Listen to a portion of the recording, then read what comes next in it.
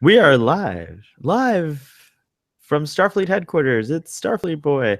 And today we're going to have a casual and informal discussion about the Star Trek The Next Generation episode 11001001. A very interesting and cool and unique and good episode. And I'm joined by my esteemed co-host, the Doctor. Hello. Hello, Doctor. Once again. Yes, you were having some trouble on the TARDIS, on the malt shop. Yeah. A solar flare or something, as you said. Strangely parallel. A strange parallel to the episode we're about to talk about. We lost the containment field in the Eye of Harmony. So this is a pretty cool episode. It starts out. Actually, this episode was referenced two episodes ago in data lore. At the end of the episode, Captain Picard reminds Riker that the ship is due for a computer upgrade of some kind, and so then we think it doesn't go anywhere because we went to Angel 1, which the Doctor hated. Which is like going nowhere. Let's not, you Doctor, you above all others should know the dangers of reopening old wounds. We did not agree on that episode, but we do agree.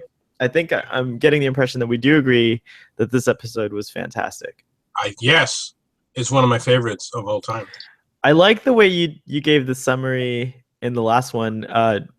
I'm going to put you on the spot here, and do you want to do the summary together? Do you want to, or maybe do you want to do a summary? I'd be curious to hear yours. The Enterprise arrives at a starbase for a refit of the computers. And Riker kind of goes on a tour of the ship and encounters various crew members and sees how they're going to pass the time. I guess it's... it's like a vacation almost. It's like they're going to have like a day off. A day off. Much like Memorial Day. Much like, which is today. Exactly. Yeah. Great Memorial Day episode. So Riker, he goes along the Enterprise, meets with a few crew members, sees what they're doing. He himself doesn't really have anything to do, as he himself mentions. And then he runs into the Binars near the holodeck, and they're like, "You want to give it a go?" And he's like, "Sure." And he goes in, and he is absolutely enraptured with this woman that is on the holodeck, Minuet, in it's New Orleans, right? Yeah, he almost chooses Kansas City, but then he changes his mind at the last minute. Yes, yeah. Good choice. And later on, Picard joins them, and they're both sort of, enamored by Minuet. What they're not aware of is that while they're inside the holodeck, the containment field seems to be malfunctioning on the Enterprise, and Data, being third in command, being the only one around in command, says, "Okay, guys, we got to evacuate. We got to send the ship as far away as we can, and it's going to blow up. So everybody off the ship." So we see an evacuation of the Enterprise, which is interesting. Really cool stuff, yeah. Very cool stuff. And as soon as they're off, they learn that the containment field is back on, and they realize, wait a minute, there's something wrong. But the Enterprise is gone. It's left the starbase. And they realize that not only is the Enterprise left the starbase, but Picard and Riker are nowhere to be found. Dun dun. So what's going on? Well, back on the holodeck, Picard says, I'm kind of cramping Riker's style. He obviously wants to to test the full potentials of this holodeck program. Let me give him some space. But Minuet doesn't let him, and they both catch on right away. Wait a minute, there's something wrong here, and they leave They realize that the ship has, in fact, been commandeered by an unknown threat. And they find out it's the Binars. They're on their way to their home planet. They, what happens in, then they grab the weapons. We see the weapons are. Well, they have to arm up. You never know. To arm up. This is exciting stuff, man. They beam into the bridge, and they find that the Binars are, they look dead. And they learn the state of their planet, which is that their planet was, they miscalculated a solar flare. Well, actually, in the episode, one of the suns in their system goes supernova. Oh, is that what it? Okay. Yeah, and so they didn't realize, they knew it would affect the computer system, so they created this whole plan to hijack the largest mobile computer, apparently in the Federation, which is maybe even in the known galaxy. That they're aware of. Yeah. And they use it to they download their entire the core, their whole core system gets downloaded onto the Enterprise, and then it's stored there for safekeeping while the planet reboots, but unfortunately they pass out before they can complete their mission. So which forces Riker and Picard to go back to Minuet and try to figure out, well, how do we reboot the computer? They find a way to reboot the computer, of course. And the Binars are saved. They're sorry. They're very sorry that they enacted this elaborate ruse to steal the Enterprise. But they really were. They felt they were in a corner, backed into a corner, and they as the episode illustrates, they think in binary. So they had to either yes or no, and they could not risk the no. Right. So they made it a yes on their own terms. And they stole the Enterprise. And Picard says, well, no one was hurt. It's okay. And he pilots the ship back into starbase.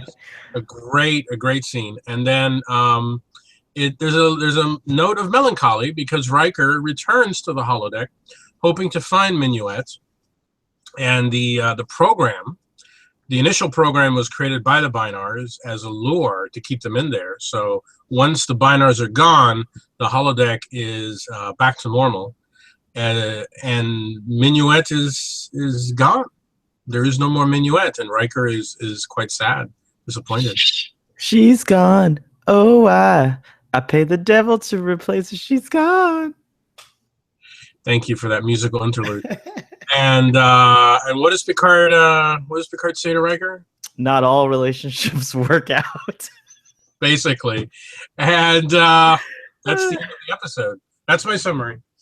That was okay. I love the episode. I can see you did love the episode, but also may I just say that was a freaking amazing summary. I might actually call on you more often for this. And I like your summaries better. No, that was really cool. But you summed it all up really wonderfully, and so now we can kind of like dig in. And I agree with you. This is a really great episode.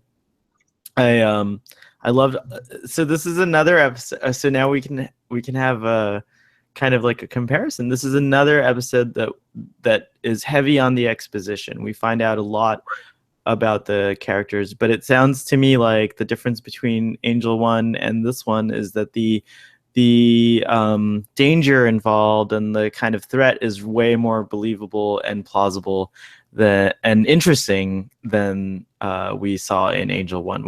What would you think? There's tension in this episode. I mean, there's beats. There is once we see that there's something wrong on the Enterprise and everyone has to escape the Enterprise. That's one action beat. And plus we know that Riker and Picard are trapped there. We, the audience, know that, but initially the crew doesn't know that. So there's tension there.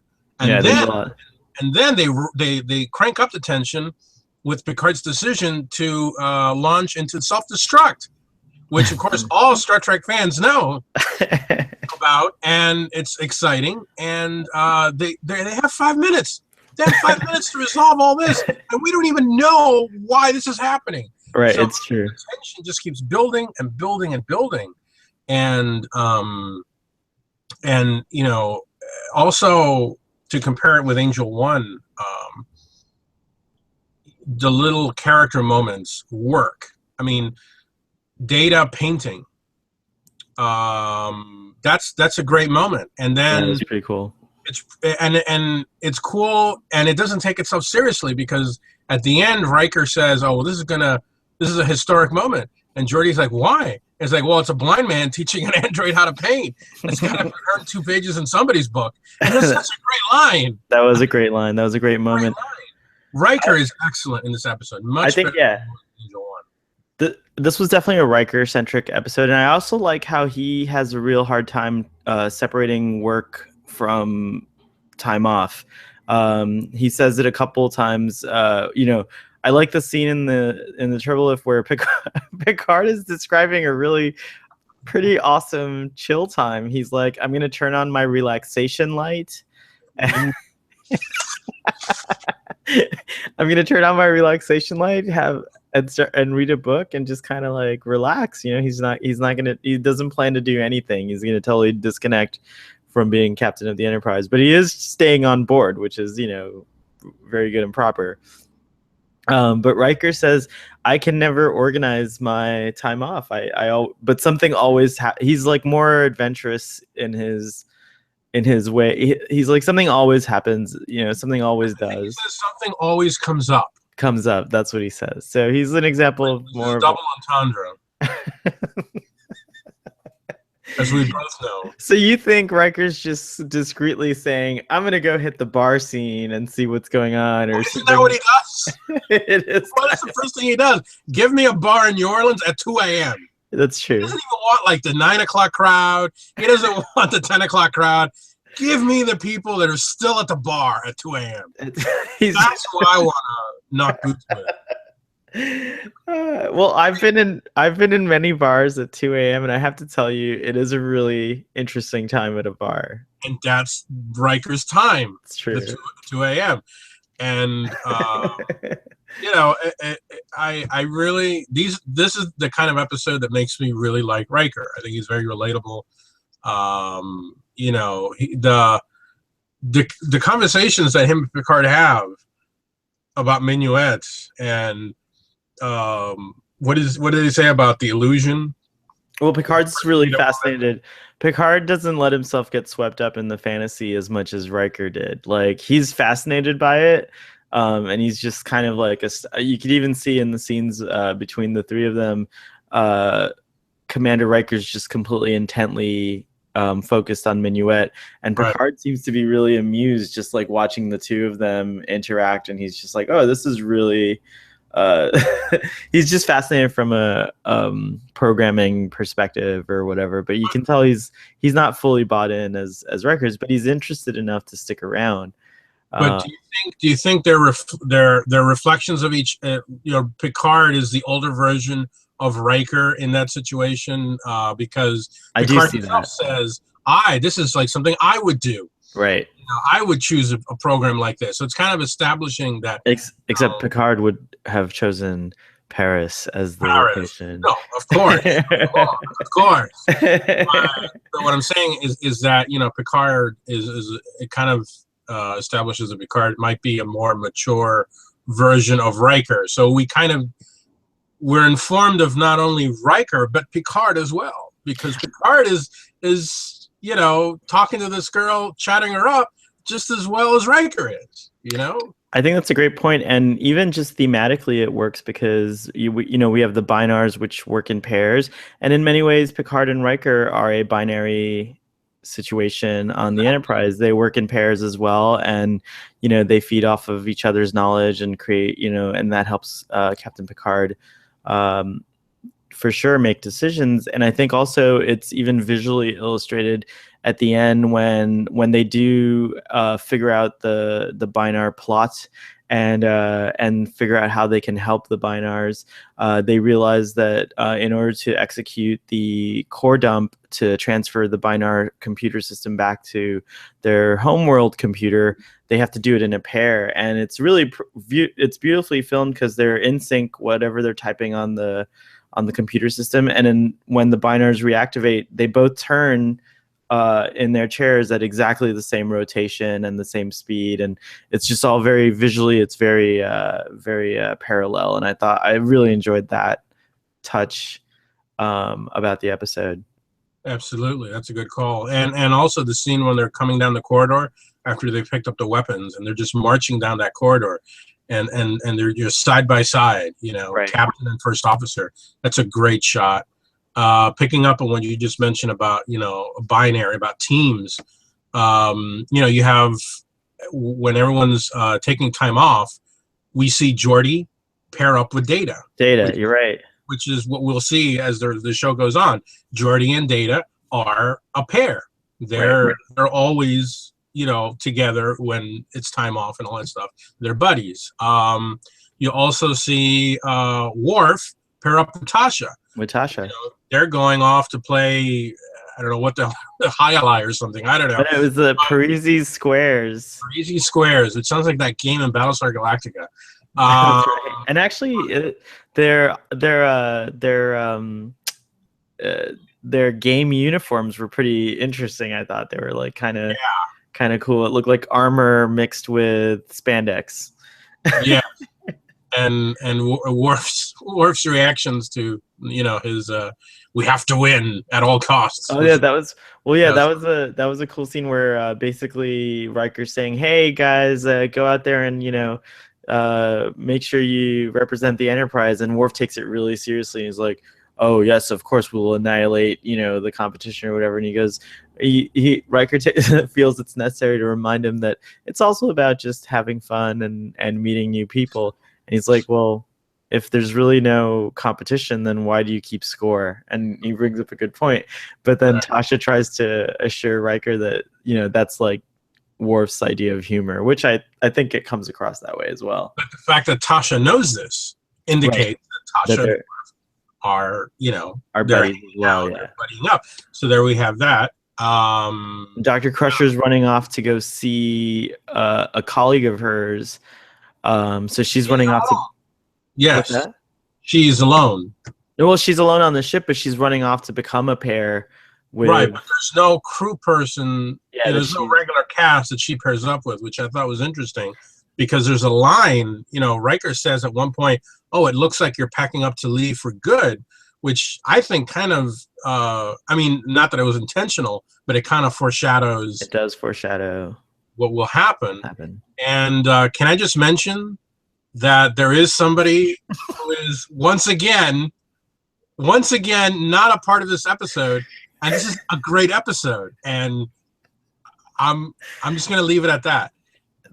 So I want to take that opportunity to bring up that Dr. Crusher does in fact later pair up and become buddies with Counselor Troy.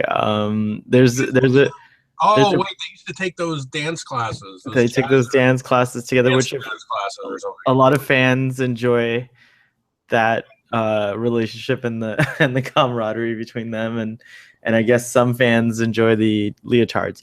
And then there, I'm in the leotard corner. Those leotards. Oh, those weird space leotards. But yeah, so even Dr. Crusher later does pair up with Counselor Troy in terms of a buddy. But we have young Wesley. He's alone.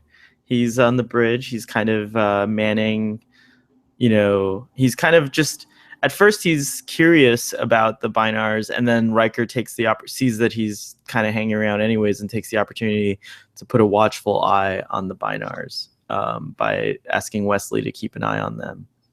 Mm-hmm. It's interesting too. Riker's suspicious of the Binars from pretty much the start, whereas I know that is kind of it's kind of odd. Well, he gets a little tingle or something, you know, he gets a gut feeling about it. But he had the same reaction when in the Traveler episode. Do you remember?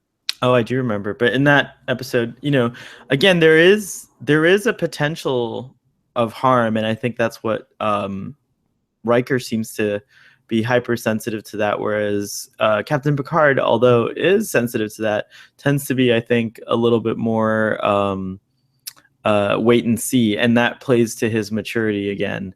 But it's great to have the voice of that kind of like uneasy spirit through Riker informing him. It works really well. All the relationships work really well, and I think this episode is a great episode, which illustrates how how complex all the relationships on the show are. Yeah, and then what you were just saying about Riker, I also think that Riker exemplifies the Kirk. You know how Kirk loved the Enterprise. He loved the ship, the physical ship itself. And I think Riker seems to be more like Kirk in that regard. Like, no, let's, like he's always thinking of not harming the Enterprise. You know what I'm saying? Like, wait a minute, like not harming it, but just thinking twice before you do anything to the Enterprise. Because you can see that he may very well become a captain like Kirk, who will love the ship. I mean, he's saying no to a relationship with Troy because he wants to be a captain. He wants to love a ship first. Picard, I don't think ever really loves the ship. No. Hold on. I'm not saying. Okay. Picard is more willing. Picard sees the ship as a tool and is more than willing to crash the ship or separate the ship or whatever. Wow. To do what must be done, but he doesn't. He's not very nostalgic for the ship. Remember, Riker is the one at the end of Generations who sort of, looking at the chair and be like, I always thought I'd sit in that chair, and Picard's just kind of like, I'm just here for my book, So I'm just here for my family album. Is that no the Shakespeare book? Remember? No, it's his family album that he recovers. Oh, is that what it is? Oh, I thought it was the Shakespeare book. Okay. No. All these years, I thought he went back for Shakespeare.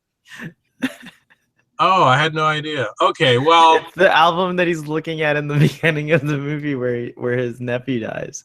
You've watched that movie more times than I have, so I defer to you. Yes, in that regard. All right, well, it's fun.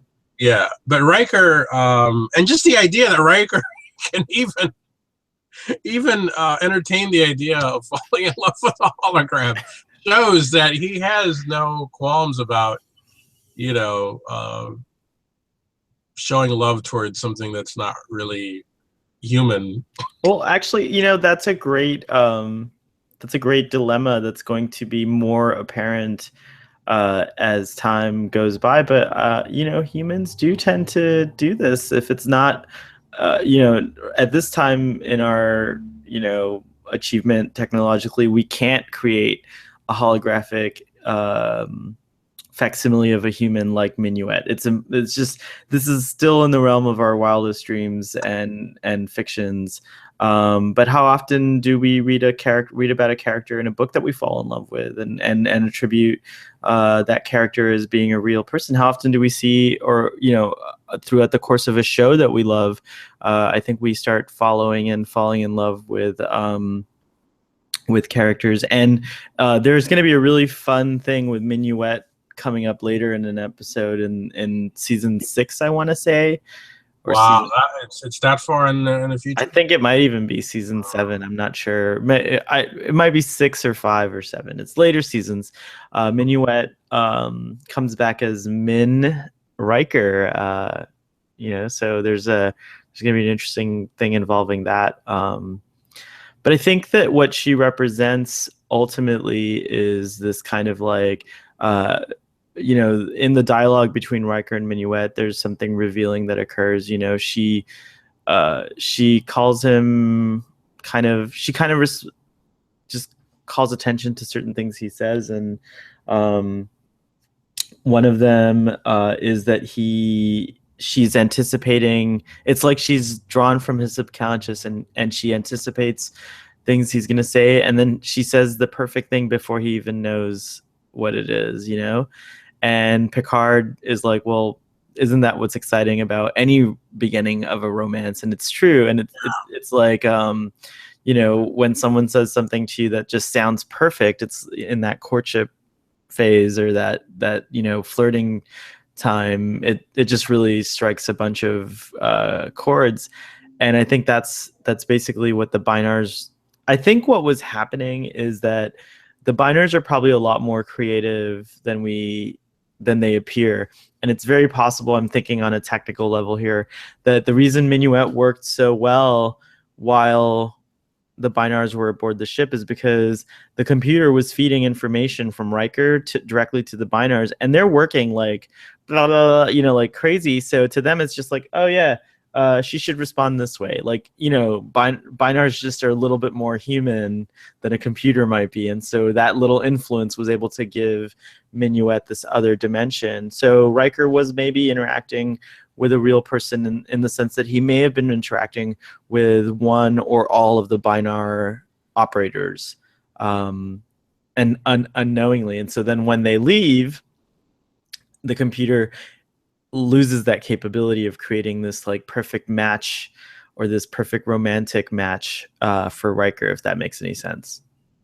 You know, I had never really ever thought about why it doesn't work when they leave. I have to be honest with you. I'd never, because the ending works so well. I mean, it's such a wonderful, melancholy ending, and it's actually, I think it's a quite beautiful ending. But I never really thought about it on the technical level. When a story works, you don't really think about the nuts and bolts. It's interesting. Well, as you know, I have a lot of interest in computers. Right. That's interesting. So yeah, I just, like, to me as a kid, I immediately started thinking about, how did all that work? Like, can I ever build a computer like that? I was just very taken by Riker's I wanted a computer companion. I wanted a Minuet. Like, who didn't want Minuet after that episode? I mean, who wouldn't want a perfect companion? And, you know, as a side note, going outside of the Star Trek universe, did you see the movie Her?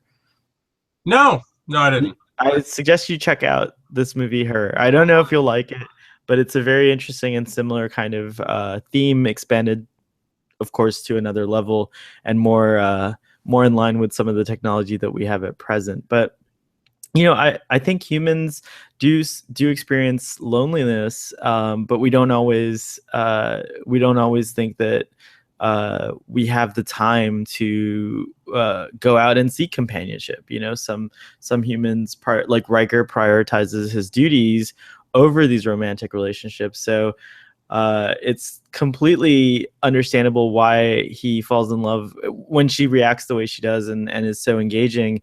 It's completely understandable why Riker falls in love with Minuet, and the idea is so tempting of like, hey, I'm having a stressful day, I'm going to go hang out with Minuet in the holodeck. And we do later see a couple of characters get into this kind of trouble again in the holodeck. You know, Geordi creates Leah Brahms, and that gets him into trouble later when the real Leah Brahms meets her holographic counterpart. And Reginald Barclay, Lieutenant, is he Lieutenant Barclay, right? Lieutenant Barclay, yeah. Lieutenant Barclay, he gets into real trouble because he chooses to depict some of the Enterprise crew members in ways that are, he uses their visage or their you know, their physical image or avatar, and puts them into these very interesting situations. You know what?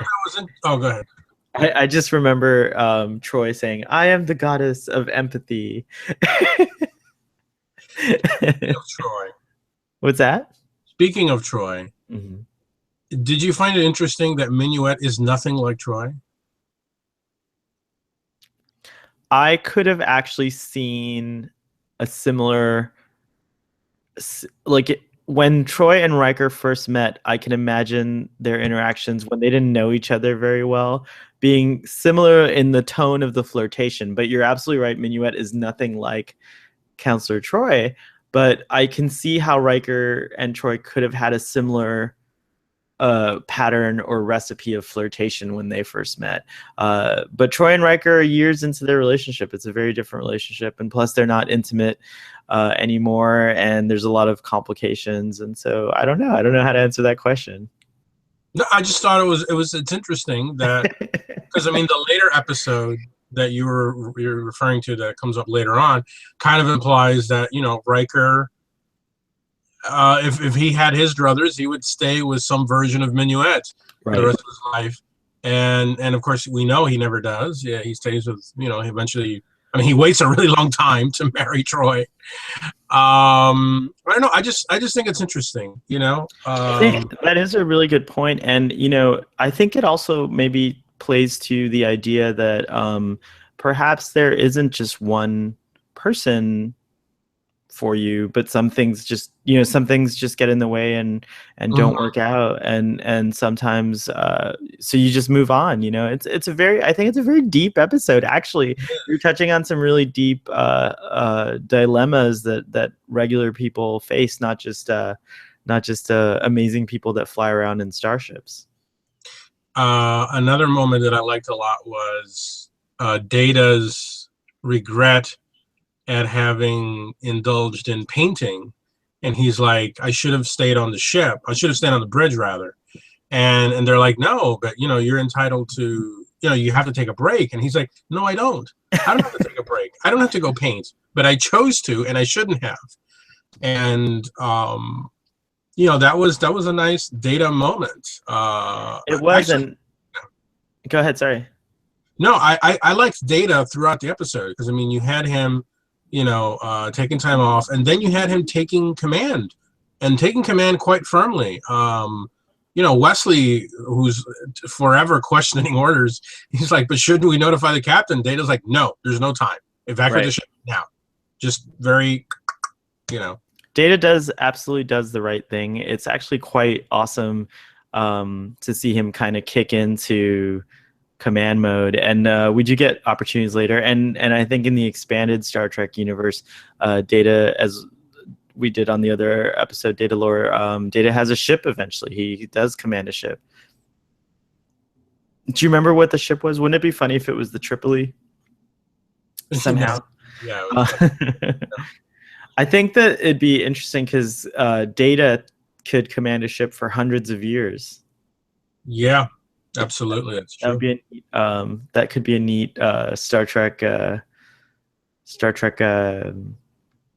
side piece. What if? The what ifs.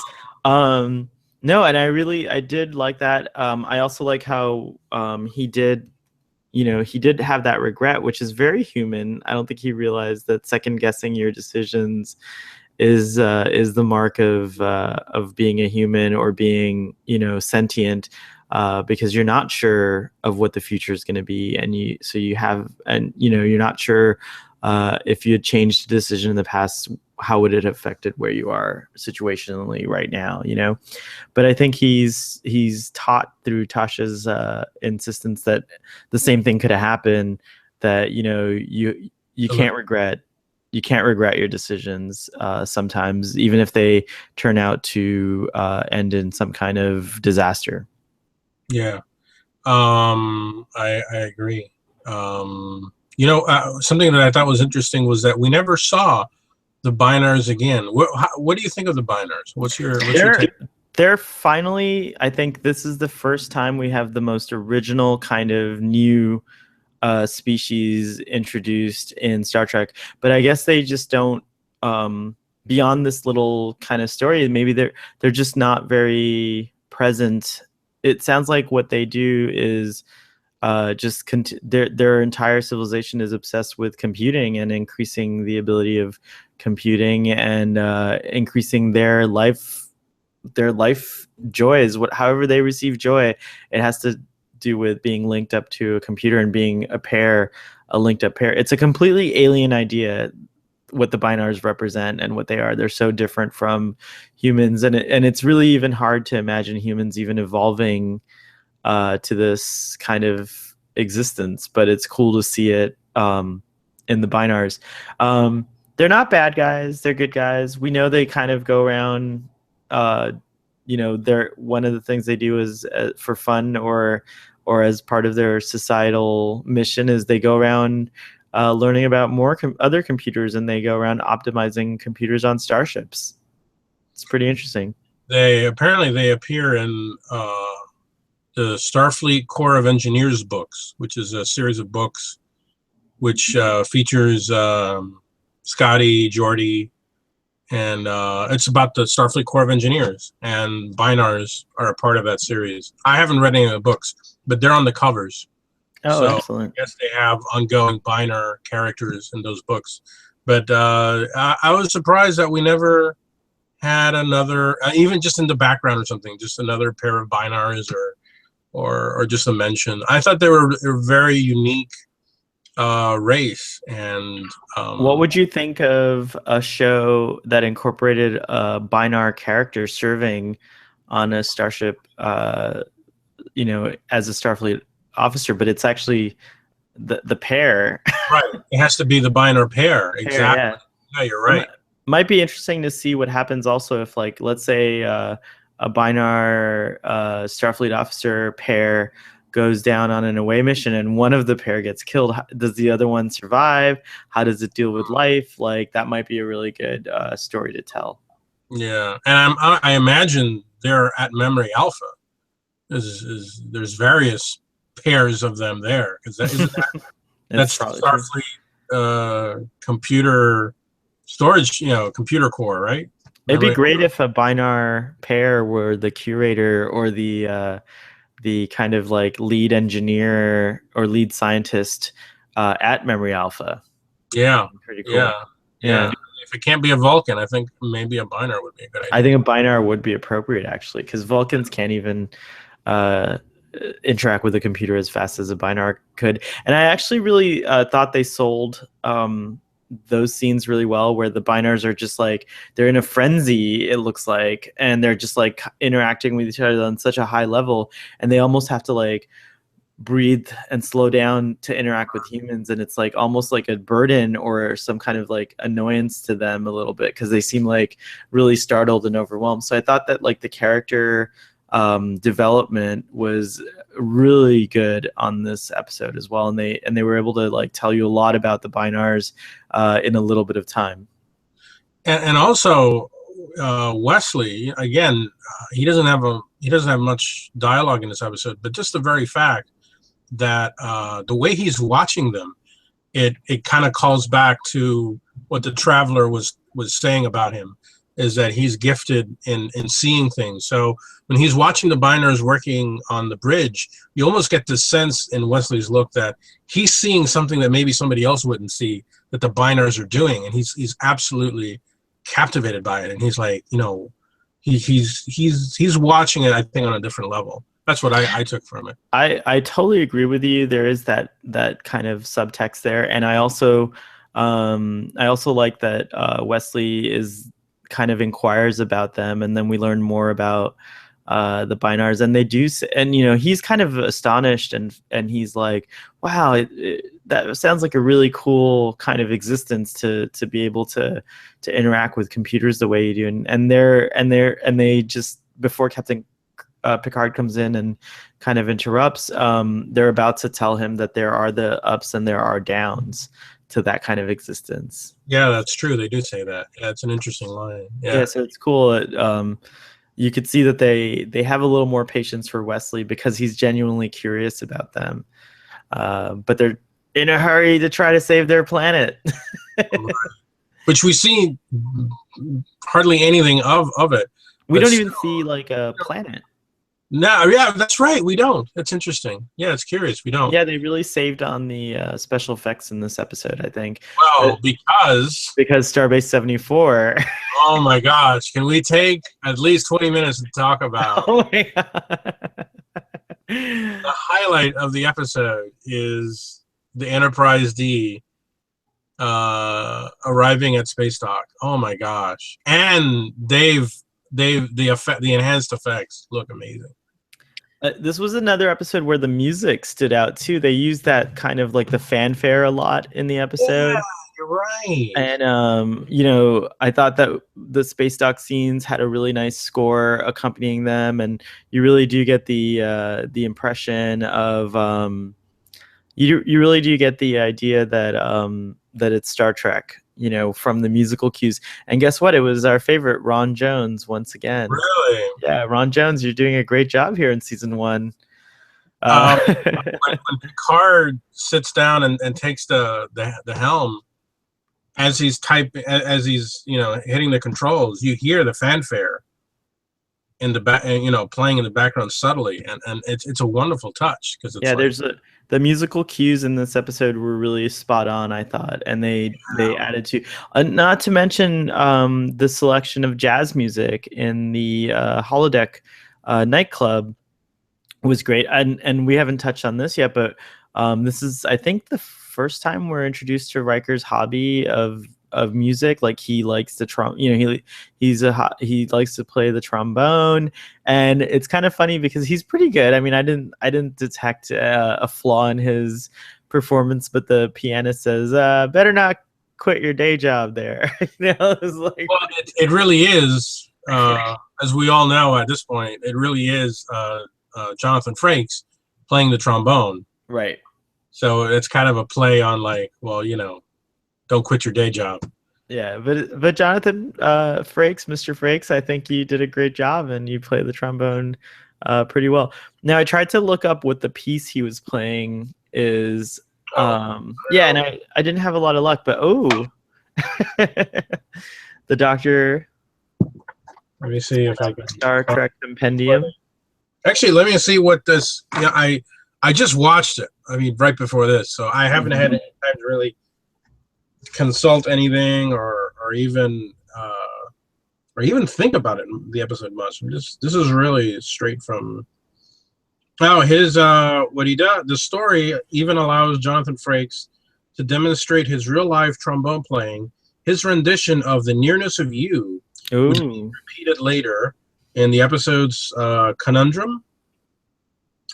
And Minuet would appear again in Future Imperfect. Okay. What season is that? Does it tell you? No, it tells me the episode number, but not. I'll look it up while you keep telling us some awesome information. The 4 actors used for the Binars were all women dancers, whose voice track was mechanically lowered in pitch. Initially, covert dialogue among them was designed to be subtitled. Gene Donarski should be familiar to longtime Trek fans as Ben Childress in Mud's Women and Krodak in The Mark of Gideon. Oh, that's the guy in charge of the starbase. Oh, yep. Excellent. Well, the Minuet return happens in season 4, episode 8. It looks like. Okay. So yeah, that's really exciting stuff. And so the Nearness of You, I'm gonna have to look that up and listen to it tonight before I go to bed. It was a really, really nice rendition there, Mr. Frakes. Yeah. And also we cannot forget. Actually, hold on. Let me bring this down. The excellent performance of Carolyn McCormick. Yes. Minuet. Law and Order. She continues to garner fame as an actress through Law and Order. She's on Law and Order later on. Oh, really? Oh, I didn't know that. Well, yeah. She's fabulous. I mean, right away she's very captivating in the role. I mean, you really understand why Riker falls for her right away. She does a great job, and the subtleties of her performance are excellent because, when she's seducing Riker and Picard, compare that to when she's simply delivering information that they need. Once the ruse is up, she becomes a lot less animated, a lot more just as like a computer. Right. Well, and maybe the Binars also kind of did something interesting in giving the computer a personality Mm-hmm. through Minuet, because, oh, by the way, I did think that was interesting. For some reason in engineering, the computer voice is a male voice, whereas on the rest of the ship, I it's, was about to ask you that. yeah, I it's wanted to Miguel ask you Barrett. why that is. I don't really know. But is it that it's in engineering, or is it only male when you access the self-destruct? No, because when Geordi um, and Data are in engineering in the first scene where they're about to evacuate, the interactions they're having are also with the same male computer voice.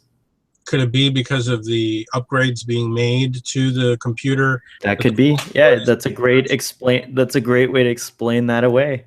Maybe that's the default voice or something, or the Yeah, I would say so. Who knows? But yeah, I do like that you also do get Miguel Barrett, Roddenberry's voice as the computer everywhere else. What do you think about the self-destruct sequence? Last time we had a self-destruct sequence on screen for Star Trek was in Star Trek 3.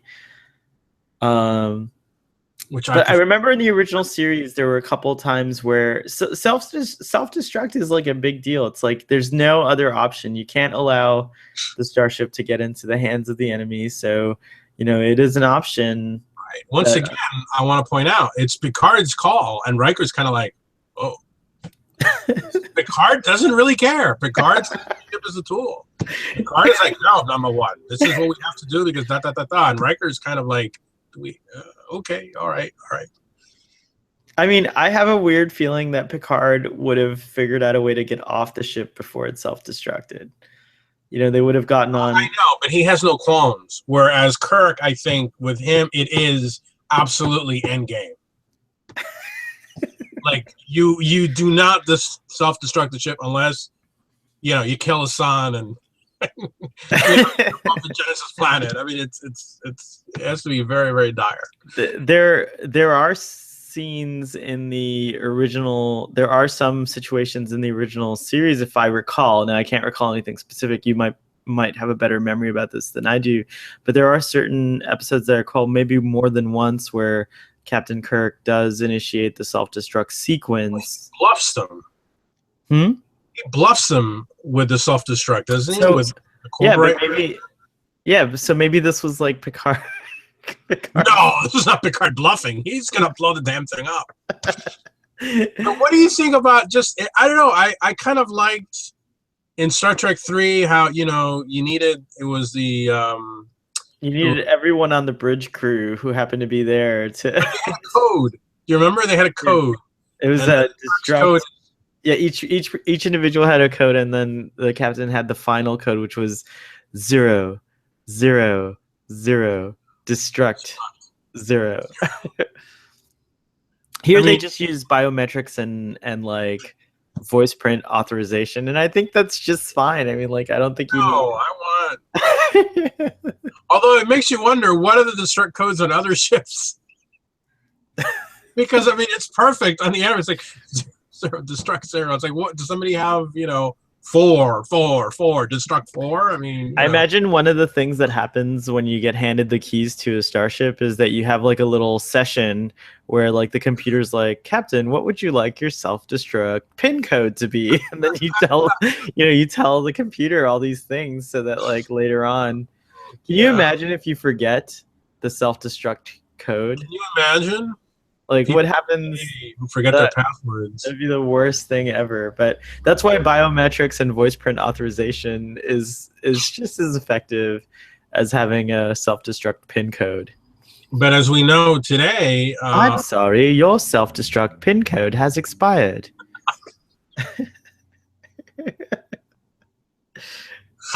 Oh gosh, that's terrible. That's one of my favorite parts of the episode is the self-destruct. And that they give themselves only 5 minutes. I don't know why they can't give themselves a little more time. But it don't matter. I love the episode. I don't care. I know it doesn't make any sense, but I think the episode. It's like you only have 5 minutes. I think we're finding that like we're more forgiving of these little incongruities or like these little plot holes when the overall episode the tone and the vibe of the overall episode is exciting. And I think that's where for you, this episode just hit all the marks that engaged you and kind of excited you, and the same for me. And whereas like we both were less engaged with Angel One, you were like extremely less engaged with Angel One, and so you just couldn't see any of the benefits of it. But here the benefits outweigh the drawbacks. Absolutely. And yeah, it's a two-way street. I mean, I'm willing to forgive, this much if you're giving me that much back in another, in another way. So, I mean, if the acting is of a higher caliber, which is superb acting in this episode, yeah, superb acting in this. If the character development makes sense, if the excitement level is of a certain level. So this is one of the episodes that was produced by Herman Zimmerman. Oh, really? Oh, well, yeah. Yeah, so we know he's really good. So I think, yeah, overall this episode was just done extremely well, and we were introduced to, I think at its core, this is what Star Trek is about, is discovering new life forms and opening our minds to things that we never thought about. And so the Binars are a kind of like such an alien kind of culture and society, yet at the end of the episode we end up being very embracing of them and loving them and curious about them, and even talking about how we want more Binars in Star Trek. That's a good point. And then let's just compare with Angel One, where we actually, in this episode we don't even see the planet, and yet we're intrigued by the Binars. We only see a small selection of them. Yet on Angel One, we go to the planet, we see their society, we see their matriarch, we see all this stuff, and yet they're just plain boring. There's nothing to them. Well, could it be that what's more fascinating is not seeing a parallel of your own society's failings, thinly veiled behind this like alien human, very human. They look human. They don't look anything different from us. So that's like the boring part. It's like these guys, they look like humans. They don't really seem alien at all.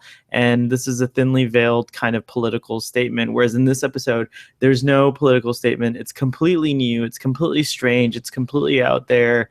And the Binars don't look anything like humans, except for the fact that they're bipedal. They're humanoid. I would say yes. I would say the same applies to Doctor Who. My favorite Doctor Who episodes are the ones that take place off of Earth, by and large. Right. I don't like the seasons where they get stuck on Earth the whole season. I like the seasons where they go out and see the universe. That's why I watch Doctor Who, and I watch Star Trek to encounter new civilizations, new life, new civilizations. That's the mantra. It's in the frickin' opening of the show. I don't really want to see something that looks like what I already have. That's very cool. Very interesting. The Binars are unique. They're cool. They're purple. They're like a purpley pink. Purpley pink.